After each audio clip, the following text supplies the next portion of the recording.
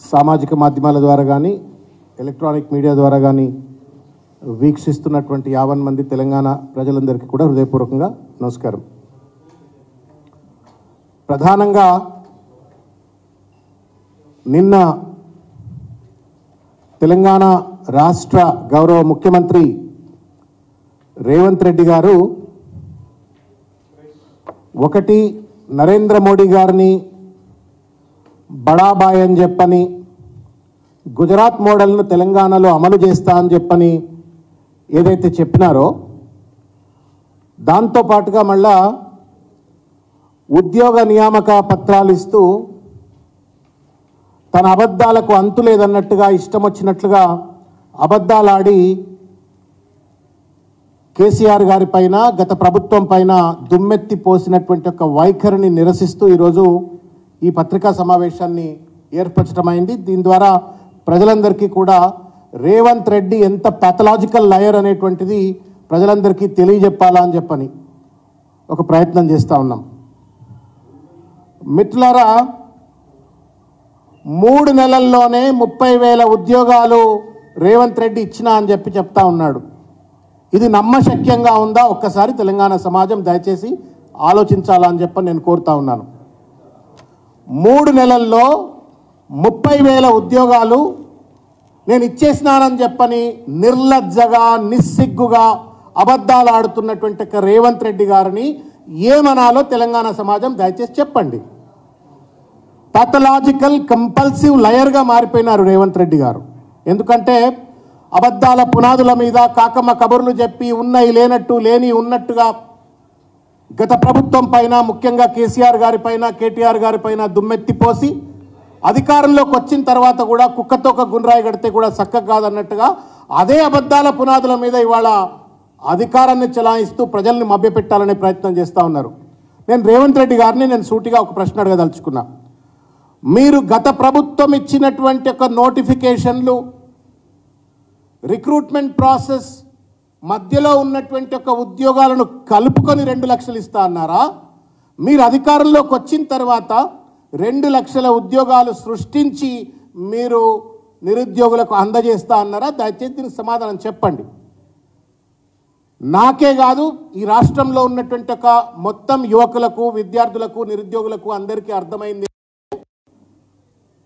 మీరు అధికారంలోకి రాగానే ప్రభుత్వంలో ఉన్నటువంటి 2 లక్షల ఉద్యోగాలను గుర్తిస్తాం, లేదు కొత్తవి సృష్టిస్తాం, మొత్తం 2 లక్షలకు సంబంధించినటువంటి ఒక నోటిఫికేషన్లు జారీ చేస్తామని చెప్పని మీ మేనిఫెస్టోలో పోస్టుల వారీగా క్యాలెండర్, జాబ్ క్యాలెండర్ అని చెప్పని దాంట్లో కూడా పెట్టినారు. అట్లా పెట్టినటువంటి ఒక మీరు ఇవాళ ఎందుకంటే సామెత ఉన్నది, ఏ దొడ్ల కడితేంది నా దొడ్ల ఇంత చాలదా అన్నట్టుగా ఇవాళ రేవంత్ రెడ్డి గారి యొక్క వ్యవహార శైలి ఉన్నది. కాళేశ్వరం 86 పిల్లర్లలో ఒక 2 పిల్లర్లు కుంగిపోతే దాన్ని రిపేర్ చేయకుండా దాన్ని పడావులో పెట్టాలనే కుట్ర చేస్తున్నటువంటి ఒక రేవంత్ రెడ్డి ఇక చూసినవా కేసీఆర్ గారే ఈ పిల్లర్ల కుంగుబాటుకు బాధ్యుడు అని చెప్పని బట్టగాల్చి మీద వేస్తున్న రేవంత్ రెడ్డి గారు. మరి ఇవాళ మీరు ఏదైతే 30,000 ఉద్యోగాలు ఇచ్చినామో అని చెప్తా ఉన్నారో ఈ ఉద్యోగాలకు సృష్టికర్త ఎవరు చెప్తారా? దీని బాధ్యత ఎవరిది? ఇది కేసీఆర్ కాదా అని చెప్పని ఇలా సూటిగా మేము ప్రశ్నిస్తూ ఉన్నాం. నేను తెలంగాణ సమాజానికి ఎందుకంటే మెమరీ షార్ట్ అని చెప్పని ఒక అపనమ్మకంతో వాళ్ళ రేవంత్ రెడ్డి ప్రజలను మభ్యపెట్టేటువంటి ఒక దుర్మార్గమైన ప్రయత్నం చేస్తూ ఉంటూ ముఖ్యంగా నిరుద్యోగులకు ఇది నయవంచన. నువ్వు 2 లక్షల ఉద్యోగాలు ఇస్తా అని చెప్పని నమ్మబలికి ఓట్లు దండుకున్న తర్వాత ఇవాళ ఓడలు నచ్చే ఓడమల్లయ్య, ఓడ దిగినాక బోడమల్లయ్య అన్నట్టుగా ఇవాళ గత ప్రభుత్వం ఇచ్చినటువంటి ఒక నోటిఫికేషన్లు, గత ప్రభుత్వం ప్రారంభించిన రిక్రూట్మెంట్ ప్రాసెస్ను మీరు తూతూ మంత్రం లెక్క ఫైనల్గా ఆఫర్ లెటర్లు, అది కూడా ఒక పొలిటికల్ మీటింగ్ల లెక్క మీరు ఎల్బీ స్టేడియంలో పెట్టుకొని అక్కడ పెట్టుకొని ఇక్కడ పెట్టుకొని ఇష్టం వచ్చినట్టుగా మీరు రాజకీయ లబ్ధి పొందాలని ప్రయత్నం చేస్తూ ఉన్నారు. We have no problem. But when you lie, నువ్వు అబద్ధం ఆడితే మాత్రం తప్పనిసరిగా దాన్ని తిరగొడతాం, సమాజానికి తెలియజెప్తామనే ఒక విషయాన్ని నేను ఈ సందర్భంగా తెలియజేస్తా ఉన్నాను. స్టాఫ్ నర్స్ ఉద్యోగాలు నోటిఫికేషన్ వచ్చింది 20 డిసెంబర్ 2022 నాడు. ఫైనల్ ఎగ్జామ్ అయింది 2 ఆగస్ట్ 2023. ఫలితాల వెల్లడైంది 28 జనవరి 2024. ఈ స్టాఫ్ నర్స్ ఉద్యోగాలు కూడా నేనే ఇచ్చిన, నేను ఇవ్వాలనుకున్నటువంటి ఒక 2 లక్షల ఉద్యోగాల్లో కూడా ఈ స్టాఫ్ నర్సులు అయిపోయినాయి అని చెప్పని ఇవాళ కత్తెర పెట్టే ప్రయత్నం చేస్తూ ఉన్నారు రేవంత్ రెడ్డి గారు. నువ్వు తెలివికల్లోనివైతే, నిజంగానే నీ దగ్గర కనుక పెద్ద పటేలు అయితే, సమర్థత ఉన్నట్టయితే నువ్వు ఉద్యోగాలు సృష్టించు. That is what is the promise that you made to the people of Telangana and particularly to the youth and unemployed of Telangana. నువ్వు ఉద్యోగాలు సృష్టించేది పోయి గత ప్రభుత్వం సృష్టించిన ఉద్యోగాలను నీ ఖాతాలో వేసుకొని నువ్వు ఇస్తానన్నటువంటి ఒక 2 లక్షల ఖాతాల్లోకి వెళ్ళి 30,000 ఉద్యోగాలు ఆల్రెడీ ఇచ్చేసినా అని చెప్తే ఇది నయవంచన కాదా రేవంత్ రెడ్డి గారు? ఇది మోసం కాదా రేవంత్ రెడ్డి గారు? ఓట్లకు వచ్చినప్పుడే ఒక మాట మాట్లాడుతీవి, ఓట్లు అయిపోయి గద్దెకెక్కినాక ఇంకో మాట మాట్లాడటం న్యాయమా రేవంత్ రెడ్డి గారు అని చెప్పని వాళ్ళు నేను ప్రశ్నిస్తూ ఉన్నాను. సింగరేణి ఉద్యోగాలకు సంబంధించి నోటిఫికేషన్ వచ్చింది 17 జూను 2022. తుది పరీక్ష అయింది 4 సెప్టెంబర్ 2022. ఫైనల్ లిస్ట్ విడుదలైంది 10 September 2022. Offer letters were given after this government came. ఇది కూడా గత ప్రభుత్వమే, కేసీఆర్ గారి ప్రభుత్వమే. Police constables recruitment notification 25 April 2022. Prelims exam అయింది 28 ఆగస్ట్ 2022. తర్వాత మెయిన్స్ పరీక్ష అయింది 30 ఏప్రిల్ 2023. ఫైనల్ లిస్ట్ విడుదలైంది 5 అక్టోబర్ 2023. దాని ఆఫర్ లెటర్స్ ఇచ్చి అది కూడా మీ ఖాతాలో వేసుకునేటువంటి ఒక సిగ్గు శరం లేనటువంటి ఒక ప్రయత్నం ఇవాళ రేవంత్ రెడ్డి గారు చేస్తూ ఉన్నారు, మీ ప్రభుత్వం చేస్తూ ఉంది. ఇది దుర్మార్గం. మీకు సిగ్గు లేకపోతే మాకేం బాధ లేదు, కానీ మీరు మోసం చేస్తూ ఉన్నారు. ఈ మోసాన్ని తప్పనిసరిగా నిరుద్యోగులకు తెలియజెప్పవలసిన ఒక బాధ్యత ప్రధాన ప్రతిపక్షంగా మా పైన ఉంది. కాబట్టి మేము ఇవాళ ప్రజలను, నిరుద్యోగులను ముఖ్యంగా గుర్తించమని చెప్పి కోరుతా ఉన్నాను. నీకు దమ్ముంటే, నీకు నిజంగానే సమర్థత ఉంటే, నువ్వు అన్న మాటలో కనుక విశ్వసనీయత ఉన్నట్టయితే రేవంత్ రెడ్డి గారు మీరు వెంటనే ఆ 2 లక్షల ఉద్యోగాలు ఎక్కడైతే మీరు సృష్టిస్తా అన్నారో, ఖాళీలను గుర్తిస్తా అన్నారో వాటికి సంబంధించి ఒక వైట్ పేపర్ డిక్లేర్ చేయండి. కానీ ఇట్లా మీరు ఏ దొడ్ల కడితేంది, నా దొడ్ల ఇంత సరిపోతుంది అనేటువంటి ఒక చిల్లర రాజకీయం చేస్తూ ఇవాళ నిరుద్యోగులను, యువకులను నయవంచనకు గురి చేస్తా అంటే మాత్రం అంతకంటే మోసం ఇంకోట్లేదు. ఆ 4 పదవులు కూడా కొట్టంగానే మీకు ఉద్యోగాలు వస్తున్నాయని చెప్పని చిల్లర మల్లరగా మాట్లాడే రేవంత్ రెడ్డి గారు 1,60,000 పైచిలకు ఉద్యోగాలు గత ప్రభుత్వంలో నింపింది. ప్రభుత్వ ఉద్యోగాలను భర్తీ చేసింది. దాదాపు 22 లక్షల ఉద్యోగాలు టీఎస్ఐ పాస్ ద్వారా కావచ్చు, పారిశ్రామీకరణ వల్ల ఉద్యోగాలు కల్పించింది. నువ్వెన్ని చేస్తావో చెప్పవయా? ఊకే దుమ్మెత్తి పోసలేదు, నాకు అర్థం కాదు. పాడిందే పాట పాసపండ్ల అన్నట్టు ఎవరో నువ్వు ఇవాళ అధికారంలో కూర్చున్న తర్వాత కూడా ఎన్నికల ముందు మాట్లాడినట్టుగా కేసీఆర్ గారి పైన దుమ్మెత్తిపోయాలా, గత ప్రభుత్వం మీద దుమ్మెత్తిపోయాలా? నువ్వేం చేస్తావో చెప్పు, నువ్వు ఏ రకంగా ఉద్యోగాలు కల్పిస్తావో చెప్పు, ఎక్కడెక్కడ ఖాళీలు కల్పిస్తావో చెప్పు. అది చెప్పకుండా ఇంకా కూడా బట్టగాల్చి మీద వేసి కాలయాపన చేయాలా, పబ్బం గడుపుకోవాలని ఒక చిల్లర ప్రయత్నం చేస్తూ ఉన్నారు. ఇది ఒక సాడిస్టిక్ నేచర్, ఒక ప్యాథలాజికల్ కంపల్సివ్ లయర్ నేచర్. ఇది దయచేసి ముఖ్యమంత్రి గారు మీరు మార్చుకోవాలా. ఈ లేఖితనం సబబు కాదు. ఎంత లేఖితనం అంటే ఇంకొక విషయం చెప్పదలుచుకున్నాను నేను. గ్రూప్ 1 నోటిఫికేషన్ ఏప్రిల్ 22 నాడు నోటిఫికేషన్ వచ్చింది. గ్రూప్ 1 నోటిఫికేషన్ 503 ఉద్యోగాలకు సంబంధించి నోటిఫికేషన్ వచ్చింది. వెనకటికో సామెత ఉంది కదా, రెడ్ వచ్చే ఆట మొదలై అన్నట్టుగా. రెడ్ రాగానే ఆట మొదలైంది. రెడ్డి సాబ్ వచ్చిండు, నోటిఫికేషన్ రద్దు చేసి పడేసిండు. దానికి ఏం చేసిండు, 60 ఉద్యోగాలు యాడ్ చేసి మళ్ళీ కొత్త నోటిఫికేషన్ అని మేమే ఇచ్చినాం ఈ నోటిఫికేషన్ అని చెప్తున్నాడు. ఇంతకంటే మోసం ఇంకేమైనా ఉంటుందా? నువ్వు క్రియేట్ చేయి కొత్త 500 group 1 jobs and then give it to the unemployed youth. ఇవాళ 45 సంవత్సరాలలో ఎప్పుడూ లేనటువంటి ఒక దుర్మార్గమైనటువంటి ఒక unemployment rate exist in India. భారతదేశ వ్యాప్తంలోనే 40 సంవత్సరాల్లో ఎప్పుడు లేని ఒక నిరుద్యోగం ఉంది. ఇవాళ నువ్వు నిజంగానే కనుక చిత్తశుద్ధి ఉన్నట్టయితే, నిరుద్యోగులకు అండగా ఉండాలనుకుంటే పాత నోటిఫికేషన్లకు కొసరు యాడ్ చేసి నువ్వు నోటిఫికేషన్లు ఇచ్చి నువ్వు ఇవాళ నిరుద్యోగులను మభ్యపెట్టే ప్రయత్నం చేయటం ఎంతవరకు న్యాయం? డిఎస్సి అట్లే చేసిండు, ఒకటే దెబ్బ 25,000 ఉద్యోగాలు ఇస్తాడు అనడా? గత ఎన్నికల సందర్భంలో అదే మాట మాట్లాడినరు. మాట్లాడిన వాళ్ళు డిఎస్సి సెప్టెంబర్ 5, 2023 నాడు వచ్చిన నోటిఫికేషన్ 5,089 ఉద్యోగాలకు సంబంధించిన నోటిఫికేషన్ అయితే దానికి 6,000 యాడ్ చేసి 11,000 ఇచ్చి ఇక చూసినావా నేను 11,000 ఉద్యోగాలని. ఇట్లా 11,000 ఈ ఉద్యోగాలు, గ్రూప్ 1 ఉద్యోగాలు, పోలీస్ కానిస్టేబుల్ ఉద్యోగాలు, నర్సుల ఉద్యోగాలు, సింగరేణి ఉద్యోగాలు, ఇవన్నీ కలుపుకొని నేను 3 నెలల్లో 30,000 ఇచ్చేసిన అని చెప్పని మీరు కేసీఆర్ గారు పడ్డ శ్రమను, ఆయన కృషిని, ఆయన హయాంలో సృష్టించబడ్డటువంటి ఒక ఖాళీలను నీ ఖాళీలుగా చెప్పుకొని వాళ్ళ నిరుద్యోగులను మభ్యపెట్టే ప్రయత్నం చేస్తా ఉన్నావు. నిజంగానే దమ్మున్నాడు అయితే రేవంత్ రెడ్డికి పరిపాలనా దక్షత ఉన్నట్టయితే, మీ ప్రభుత్వానికి నిజంగానే కనుక నిరుద్యోగుల పట్ల చిత్తశుద్ధి ఉన్నట్టయితే, ప్లీజ్ ఐడెంటిఫై 2 lakh జాబ్స్, 2 లక్షల ఉద్యోగాలు గుర్తించండి. ఆ గుర్తించడం కోసం మీకు ఏ సహాయ సహకారాలు కావాలన్నా ప్రతిపక్ష పరంగా మాకు కూడా 39 మంది ఎమ్మెల్యేలు ఉన్నారు, పరిపాలనా దక్షత ఉన్న వాళ్ళు ఉన్నారు, ముఖ్యమంత్రిగా పనిచేసిన కేసీఆర్ గారు ఉన్నారు. మీకు ఏ సహాయం అంటే ఆ సహాయం అందిస్తారు. కానీ ఇట్లా పక్కదొడ్ల కట్టినటువంటి ఒక దూడను కట్టేసుకొని నీ దగ్గర ఈయన కొట్టుకొని అది నాది నీ క్రెడిట్లు వేసుకునే ప్రయత్నం చేయటం మాత్రం నీ లేఖితనానికి నిదర్శనం. రేవంత్ రెడ్డి గారు ఈ లేఖితనాన్ని దయచేసి మానుకోవాలని చెప్పని కోరుతా ఉన్నాను. మీరు ఏవి కాలేజ్ స్టూడెంట్ కాదు, లేకపోతే ఏదో విద్యార్థి సంఘ నాయకుడు కాదు. ఇవాళ మీరు ముఖ్యమంత్రి, ఒక ముఖ్యమంత్రి హోదాలో మీరే అన్నారు కదా మొన్న ఏదో మీటింగ్లో, నా మాటే వేదం, నా మాటే శాసనం అన్నారు. నీ మాట వేదం, నీ మాట శాసనం, దానికి ఒక క్రెడిబిలిటీ ఉంటుంది, క్రెడెన్షియల్ ఉంటుంది. అది పోయేటువంటి రీతిలో ముఖ్యమంత్రి మాట్లాడుతూ ఉన్నాడు. ఇంతకంటే చిల్లరతనం ఇంకోటి ఉండదని చెప్పని నేను ఈ సందర్భంగా నేను తెలియజేస్తా ఉన్నాను. ఇంకొక ముఖ్యమైన విషయం ఏంటంటే, నోటిఫికేషన్ లేకుండా, పరీక్ష ఇంటర్ లేకుండా జాబులు ఇచ్చినా అని చెప్పని చెప్పుకుంటున్నాడు. ఈ కొత్త ఏదైనా అల్లావుద్దీన్ అద్భుత దీపమైన రేవంత్ రెడ్డి చేతిలో పట్టుకున్నాడా తెలియదు. ఇది మోసం. తెలంగాణ యువత ఎక్కడికక్కడ ఇవాళ రేవంత్ రెడ్డి గారి ప్రభుత్వాన్ని కావచ్చు, కాంగ్రెస్ పార్టీ అధికారంలో ఉన్నటువంటి నాయకులను కావచ్చు, 2 లక్షల ఉద్యోగాలు ఇస్తా అన్నారు, జాబ్ క్యాలెండర్ చూపెట్టినరు. మీరు ఆ 2 లక్షల ఉద్యోగాల ఖాళీలకు సంబంధించి వైట్ పేపర్ డిక్లేర్ చేయమని చెప్పని వాళ్ళపైన ఒత్తిడి పెట్టవలసిన అవసరం ఉంది అని చెప్పని ఈ సందర్భంగా నేను వారికి విజ్ఞప్తి చేస్తూ ఉన్నాను. ఇకపోతే మిత్రులారా, ఎంత దుర్మార్గంగా మాట్లాడుతూ ఉన్నాడంటే, గత ప్రభుత్వం గొర్రెలిచ్చింది, బర్రెలిచ్చింది, చేపలు ఇచ్చింది, మేము ఉద్యోగాలు ఇస్తున్నామని చెప్పని మాట్లాడినాం. అంటే నీకు గొర్రెలు కాసేటోళ్ళు, లేకపోతే బర్రెల పెంపకం మీద ఆధారపడ్డటువంటి వాళ్ళు, చేపల పెంపకం మీద ఆధారపడ్డ వాళ్ళు అంటే గత చిన్న చూపు ఎందుకు రేవంత్ రెడ్డి? ఇది ఆధిపత్య అప్పర్ క్లాస్ ఫ్యూడలిజం. ఇది మెడకాయ మీద తలకాయ ఉన్నటువంటి వాళ్ళు, అధికారంలో ఉన్నటువంటి వాళ్ళు ఎవరు కూడా మాట్లాడనటువంటి ఒక మాట. ఎందుకు ఈ మాట అంటా ఉన్నానంటే, ఇది బీసీ డిక్లరేషన్, కాంగ్రెస్ పార్టీ ఇచ్చినటువంటి ఒక బీసీ డిక్లరేషన్. ఇది దీంట్లో అధికారంలోకి వచ్చిన 100 రోజుల్లోనే 2వ దశ గొర్రెల పంపిణీ.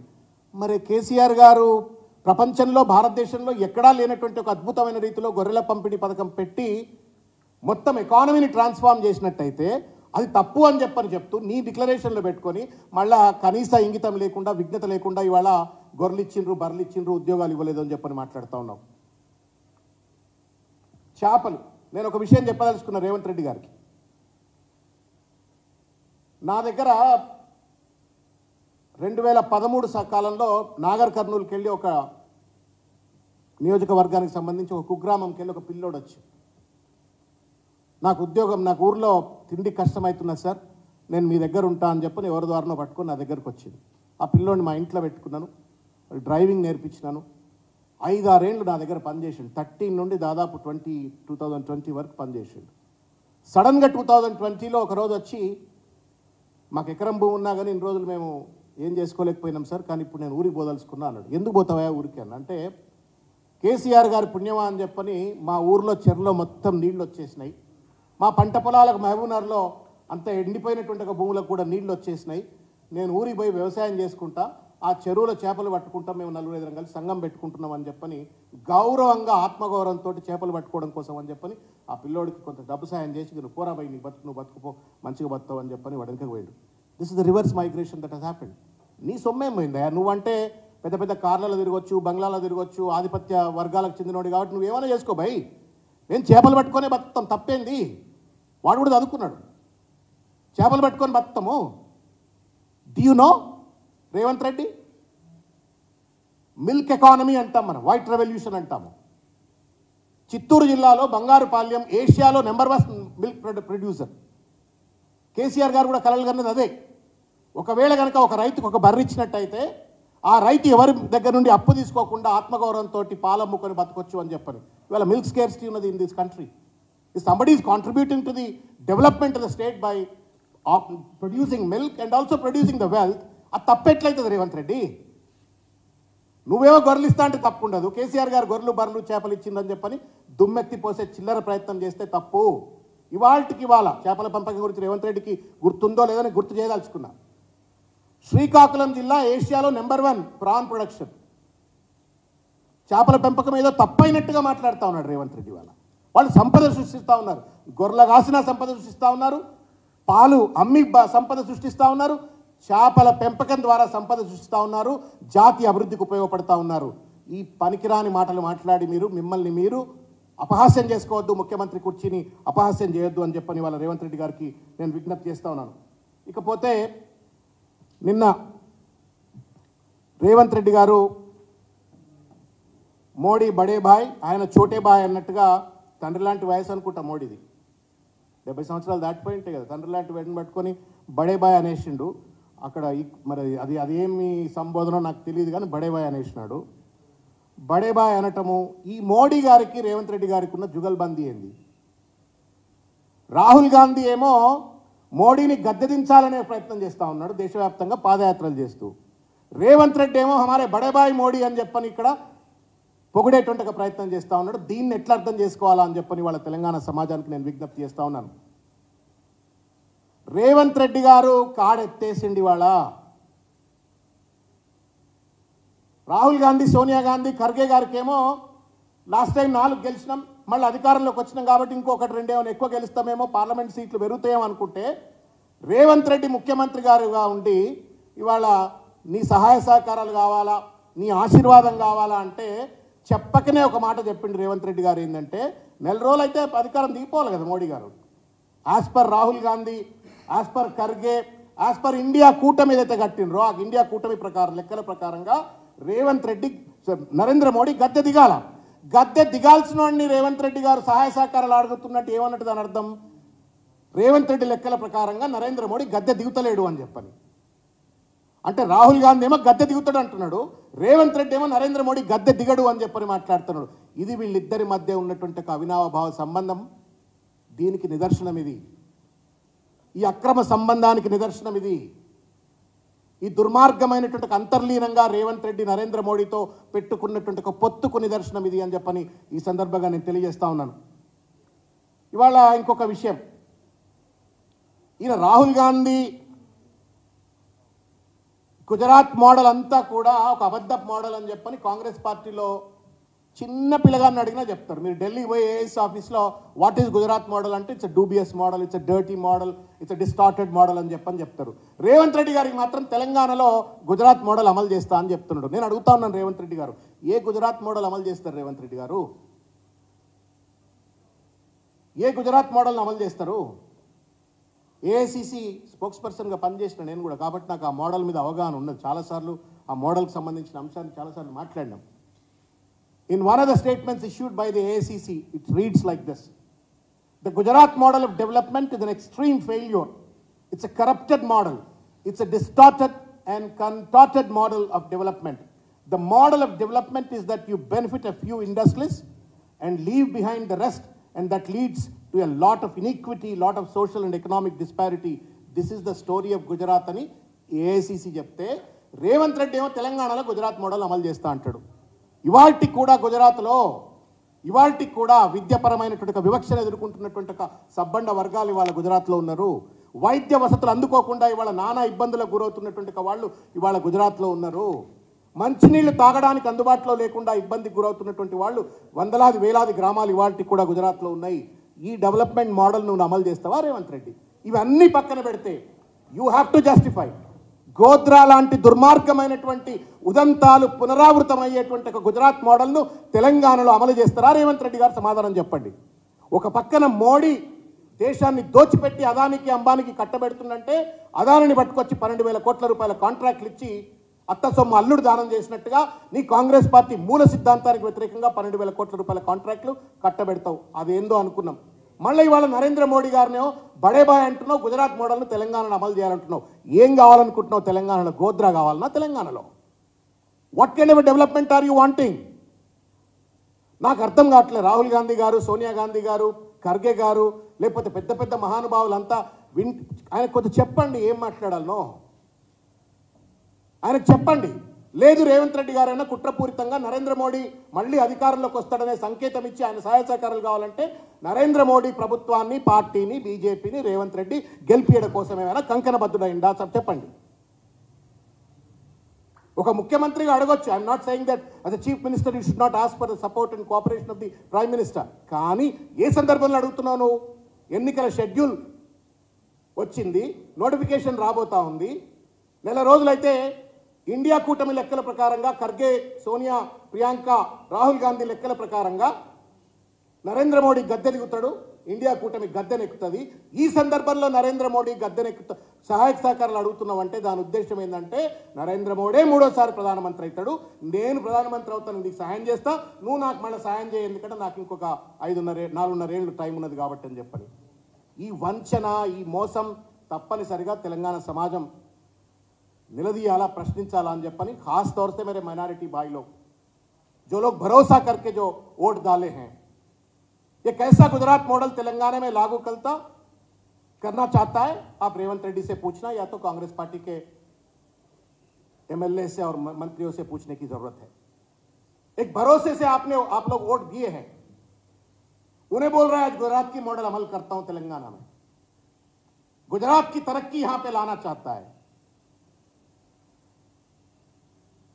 రేవంత్ రెడ్డి గారు దయచేసి మీకు విజ్ఞప్తి చేస్తా ఉన్నాను, మీరు ముఖ్యమంత్రి, ఈ అబద్ధాల పునాదుల మీద రాజకీయం చేసినాం, అధికారంలోకి వచ్చినారు, రాజకీయం చేసినారు, మీరు అధికారంలోకి వచ్చినారు, ఉన్నాయి లేనట్టు ఏదో చెప్పినారు, మిమ్మల్ని నమ్మిండ్రు, ప్రజలు ఓట్లేసిండ్రు.